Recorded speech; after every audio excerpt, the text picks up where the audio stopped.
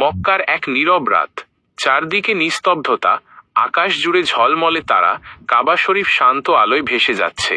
সেই রাতে প্রিয় নবী মুহাম্মদ সাল্লাল্লাহু আলাইহি ওয়াসাল্লাম কাবার সামনে দাঁড়িয়ে আল্লাহর ইবাদতে মগ্ন ছিলেন। ঠিক তখনই আসমান থেকে নেমে এলেন ফেরেশতা জিব্রাইল আলাইহি ওয়াসাল্লাম। তিনি ছিলেন অতি মহিমান্বিত, বিশাল ডানায় আভা ছড়িয়ে দিচ্ছিলেন। জিব্রাইল আলাইহি ওয়াসাল্লাম নবীর কাছে একটি বিশেষ বাহন নিয়ে এলেন, এর নাম বুরাক। এটি ছিল সাদা, অত্যন্ত সুন্দর এবং উজ্জ্বল আলোতে আলোকিত, যার ডানা ছিল স্বচ্ছ এবং শক্তিশালী। রাসূল সাল্লাল্লাহু আলাইহি ওয়াসাল্লাম বুরাকে আরোহণ করলেন আর জিব্রাইল আলাইহি ওয়াসাল্লাম সঙ্গ নিলেন। এভাবেই শুরু হলো অলৌকিক সফর ইসরা।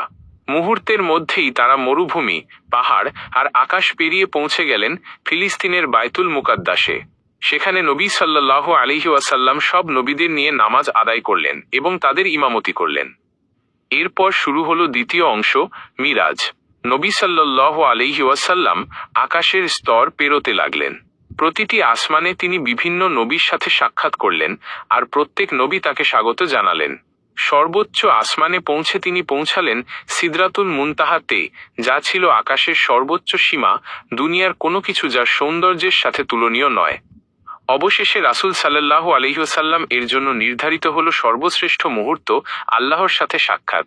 অসীম আলোয় ভরে গেল আকাশ, যেখানে কোনো রূপ বা আকৃতি নেই, কেবল সীমাহীন নূর। সেই পবিত্র আলোয় নবী সাল্লাল্লাহু আলাইহি ওয়াসাল্লাম বিনম্র হয়ে দাঁড়ালেন। সেখানে তার জন্য ফরজ করা হলো নামাজ, প্রথমে 50 ওয়াক্ত। ফেরার পথে নবী সাল্লাল্লাহু আলাইহি ওয়াসাল্লামের সাক্ষাৎ হলো মূসা আলাইহি ওয়াসাল্লামের সাথে।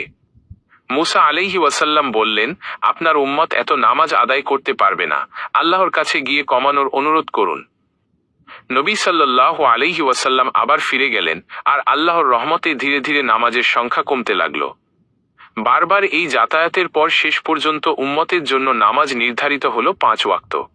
কিন্তু এর বিনিময়ে আল্লাহর পক্ষ থেকে ঘোষণা করা হলো যে এই 5 ওয়াক্ত নামাজ আদায় করবে, তার জন্য এর সওয়াব হবে 50 ওয়াক্ত নামাজের সমান।